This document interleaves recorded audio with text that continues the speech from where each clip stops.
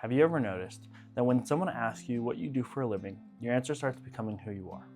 Not what you do, but who you are. For a lot of us in law enforcement, the badge can slowly become our entire identity. We work long hours, spend our time around other cops, and see things most people never experience. Before you know it, the job starts following us home, shaping our relationships, our hobbies, and even how we see ourselves.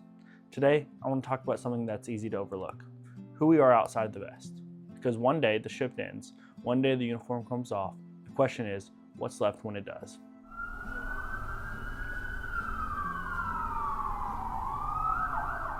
Welcome back to Under the Vest. I'm your host, Austin. And if you're new here, this podcast is where we talk about policing, mental health, and life. The things that happen both on and off the job.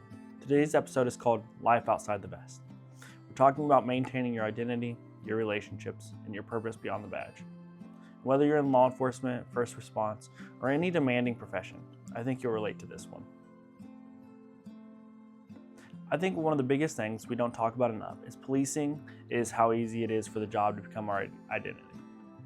Most of us entered this profession for the right reasons. We wanted to help people, we wanted to serve our communities, we wanted to make differences. And there's absolutely nothing wrong with being proud of that. But somewhere along the way, for a lot of us, the line between who we are and what we do starts to disappear. Because ultimately, this job does demand a lot. It's not a typical 9 to 5. It's long shifts, it's mandatory overtime, late reports, you have court appearances on your days off, and constantly carrying the responsibility on your shoulders. Then there's shift work. While everyone else is getting together for birthday parties, cookouts, holidays, weddings, or weekend trips, we're often working. We miss Christmas mornings, we miss family dinners, we miss game nights with the friends. And after a while, people stop inviting you to these because they assume that you're going to be working anyway. It's not malicious. Honestly, it's just reality. But those small moments begin to add up. And without, realizing it, your entire world slowly becomes policing. Your coworkers become your primary social circle. Your conversations revolve around calls for service. Your sense of purpose comes from putting on the uniform. One of the first things affected when the job starts taking over is our relationship. Policing changes you. Honestly, I don't say that to scare anyone. I say it because it's true. This profession exposes us to things most people will never experience. We see people on their worst days. We solve problems for 10 to 12 hours at a time. We stay alert constantly, prepare ourselves for situations that become dangerous in a matter of seconds. That mindset is necessary to do this job well. But the problem is, eventually that mindset can start following us home. Friends who aren't in law enforcement may not understand what we go through. Sometimes we'll tell a story from work and be met with silence because people simply cannot just relate. Other times, we choose not to talk about work at all because we don't want to burden people we love with what we've seen. Both are very understandable. But if we're not careful, that gap can slowly turn into isolation. Then there are family members. The truth is, they often notice changes before we do. Maybe we become quieter. Maybe we're quicker to get irritated. Maybe we've stopped engaging in conversations the way we used to. Maybe we're physically present, but mentally still sitting in our patrol car replaying calls from earlier in the day. The people closest to us notice those things.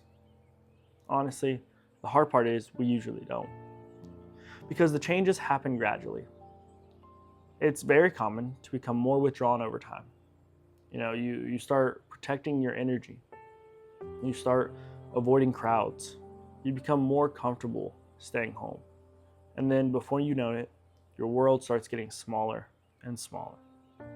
Another thing many of us struggle with is cynicism. We spend our careers responding to people during some of the worst moments of their lives. It's often we see dishonesty. We see people hurt one another. We see broken families. We see addiction and violence and tragedy. And eventually, if we're not intentional, we can begin to believe that's all this world really is. The mindset doesn't stay inside the patrol car. Honestly, it can creep into our personal lives too. And then there's hypervigilance. We've trained to always be aware of our surroundings. We always sit facing the doors at restaurants. We scan the parking lots, and we notice suspicious behavior without even trying. Again, those skills keep us safe. But living in a constant state of alertness can be very exhausting. And sometimes the people around us don't even understand why we seem tense all the time. I remember hearing someone say once, "You don't have to bring your gear bag into the house every day." And that really stuck with me, because that's what we often do emotionally. We bring the stress home. We often bring the frustration home. We bring the bad calls home as well. And then unintentionally, we unload it onto the people who had nothing to do with creating it. One lesson I've learned is that separating work stress from personal relationships has to be intentional. It doesn't happen automatically. We spend all day solving our problems, staying alert, and preparing for worst case scenarios. And then we walk through the front door and expect ourselves to instantly switch moods. That's difficult. In all honesty, our brains don't have an on and off switch, and the transitions take time. Sometimes that means sitting in the driveway for 5 minutes before going inside. And sometimes it means changing clothes immediately after getting home to mentally separate yourself from the shift. Sometimes it means taking a short walk or listening to music before engaging with our family. Whatever that transition looks like for you, you need to create one. Because the people closest to us don't need us to be police officers at home. They need us to be husbands, wives, dads, moms, sons. They need us to be those daughters and those friends. They need the version of us that existed way before the bad June became part of who we are. And that's often easier said than done. But honestly, it's really worth the effort. Because at the end of our career, nobody's going to remember how many reports we wrote, how many arrests we had, or how many shifts we worked. The people closest to us will remember something much simpler, whether we were truly present when we were at home or not. So, if the job has become too much of your identity, how do you start taking some of that back? Honestly, the good news is you don't have to completely reinvent yourself. You simply have to remember who you were before the profession consumed so much of your life. Because here's the reality. The person that you were before becoming an officer didn't just disappear. They've been buried underneath the years of shifts, overtime, the responsibility, and the stress. And rebuilding that person doesn't happen overnight. Honestly, it happens one small decision at a time. One of the easiest places to start is to start reconnecting with those old hobbies. Think back to before the academy. What did you genuinely enjoy doing? What was it that made you lose track of time? What made you truly excited? Maybe it was going to the gym. It could have been fishing. It could have been hunting. In my case, maybe it was photography. It could be music, coaching youth sports, could be working on cars, or honestly, even starting a podcast. Whatever it is, though, it should be something that reminds you that you're more than your profession. Another important step is developing the interests that have absolutely nothing to do with policing. I know that can sound strange because policing often consumes so much of our lives, but that's exactly why it's necessary. Not every conversation needs to be about work. Not every social event needs to involve coworkers. Not every day off should turn into an extra overtime shift. Your brain deserves the opportunities to operate in spaces where policing doesn't exist. Another thing that's incredibly important is spending time with people outside the profession. Don't get me wrong, there's tremendous value in the friendships we build inside law enforcement. Nobody understands the job quite like another officer. But if every single person in your life is connected to policing, it becomes even harder to separate yourself from work. Having friends outside the profession gives you the perspective. It reminds you that there's an entire world beyond the radio traffic, the reports, the shift schedules. One thing that can also make a huge difference is creating routines that separate work from home life. The transitions matter. Maybe it's changing clothes immediately after getting home. Maybe it's taking a short walk before walking through the front door. Maybe it's listening to music on the drive home instead of replaying the day's calls inside your head. Find something that signals to your brain that work is over. Because Honestly, if you don't create the boundaries, this profession will gladly consume every ounce of space you give it. I want to leave you with one question, and I encourage you to really sit with it. If I couldn't be a police officer tomorrow, who would I still be? In all honesty, it's a really uncomfortable question, but it's also an incredibly important one. Because that answer reveals the foundation you've built outside of your career. And, if you're struggling to answer it, that's okay. That doesn't mean you failed.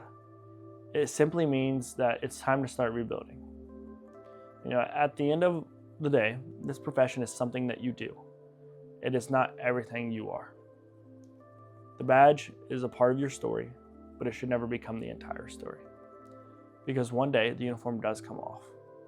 And when that time does arrive, the person underneath it should still know exactly who they are. As we wrap up today's episode, I want to talk about why having an identity outside of policing is so important. Because honestly, this isn't about hobbies or finding ways to stay busy on your days off. It's about the longevity. It's about protecting yourself from burnout. And it's about building a life that can withstand the inevitable changes that come with this profession. A balanced identity is one of the greatest defenses against burnout. When all of your purpose, confidence, self-worth come from one place, every difficult shift hits a little harder. Every bad call weighs a little more, and every setback feels a little bit bigger. But when your life is balanced, work becomes part of your world instead of your entire world. And here's something every officer eventually has to accept. This career does not last forever. Retirement eventually comes for everyone. Maybe that's 20 years from now. Maybe it's 30. But one day, you'll take off that vest for the very last time. Life changes often happen too. Injuries happen, transfers can happen, promotions happen, and people often switch departments. Some officers decide to pursue entirely different careers. None of us truly know what the future holds, though. That's why it's important to build a life that exists beyond the profession. Because, at the end of the day, the badge disappeared tomorrow, there still needs to be something left standing. And another thing we don't talk about enough is how much mental health improves when purpose exists outside of work. The officers who seem to navigate this career the best aren't necessarily the toughest people in the room. Honestly, they aren't even the most experienced. Often, they're the people who have something waiting for them outside the station. Maybe it's a hobby, maybe it's family, a community. Honestly, it could even be a mission. Something that reminds them their worth isn't tied solely to the badge. Something that grounds them. Something that reminds them there's more to life than the next call for service. At the end of the day, policing is an incredibly honorable profession. We're proud of what you do. Be proud of the sacrifices that you make.